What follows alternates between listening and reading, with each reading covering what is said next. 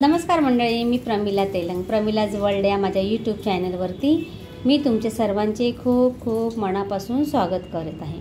पाहू शकता तुम्ही, हे बघा इथे बारीक मासे आहे, त्याला मुटकं असे म्हणतात। हे बघा, ह्याची फक्त पोटं साफ केलेली आहेत, धुवून चांगले स्वच्छ केलेले आहेत मासे, डोकी ठेवलेली आहेत। आता आपल्याला ही सुक्की भाजी करायची आहे याची।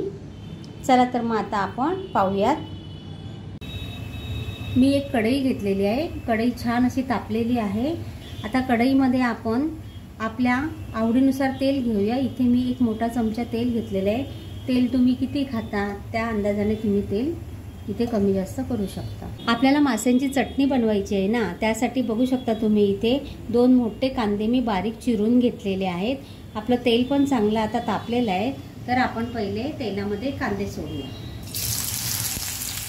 हे बघा, आपण हिरवी मिरची सुद्धा कांद्याबरोबर इथे घालून घेऊया आणि चांगलं परतून घेऊया तेलामध्ये। गुलाबी रंग येईपर्यंत आपल्याला कांदा परतून घ्यायचा आहे। कांदा बघा आपला चांगला गुलाबी रंगावर परतला गेलेला आहे। आता आपण त्यामध्ये टोमॅटो घेऊया। टोमॅटो एक मीडियम साईजचा बारीक कट करून घेतलेला आहे। गॅस कमी करते जरा।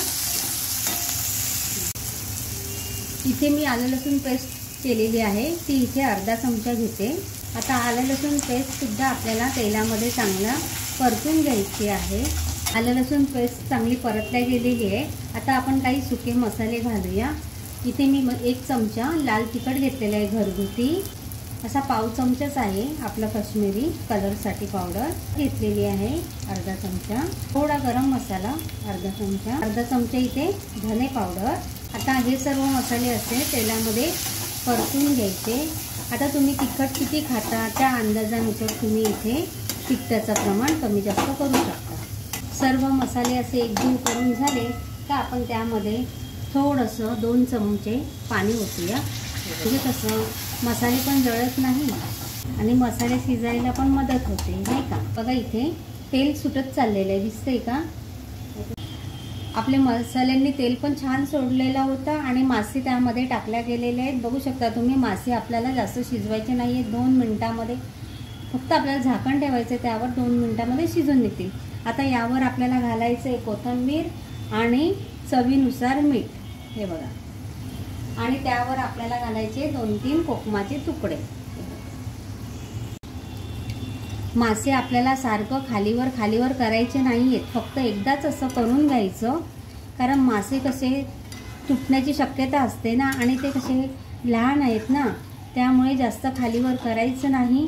एकदाच असं परतून घ्यायचं आणि झाकण ह्यावरती आता आपण झाकण मारूया आणि 2 मिनिट फक्त आपल्याला वाफ काढून घ्यायची आहे। 2 ते 3 मिनिटांमध्ये आपले मासे तयार। इथे आपले 2 ते 3 मिनिट झालेले आहे। आपण ना जरा उघडून बघूया।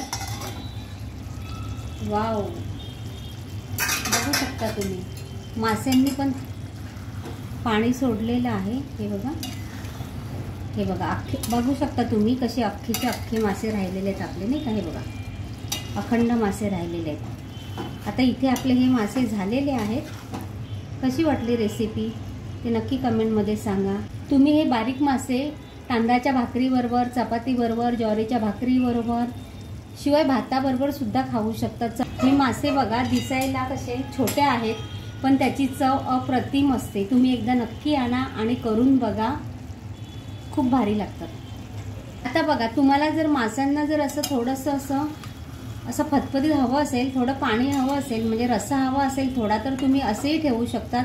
किंवा तुम्हाला अजिबात रस्सा नको आहे तर तुम्ही ते सुकवू शकतात। आता आपले मासे इथे तयार झालेले आहेत, हे बघा, बघू शकता, आणि अखंड राहिलेले आहेत।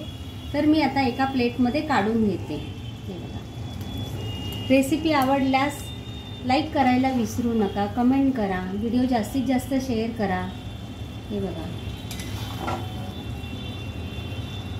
धन्यवाद।